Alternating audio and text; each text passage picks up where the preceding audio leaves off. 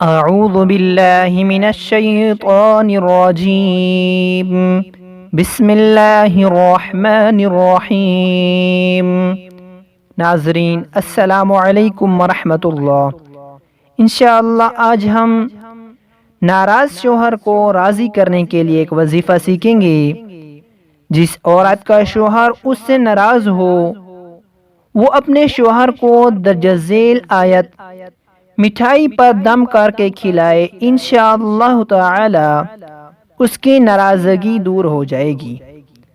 आयत ये है, वमिनन्नासि मन यत्तखिज़ु मिन दूनिल्लाहि अंदादन युहिब्बूनहुम कहुब्बिल्लाहि वल्लज़ीन आमनू अशद्दु हुब्बन लिल्लाह वलौ यरल्लज़ीन ज़लमू इज़ यरौनल अज़ाब अन्नल क़ुव्वत लिल्लाहि जमीआ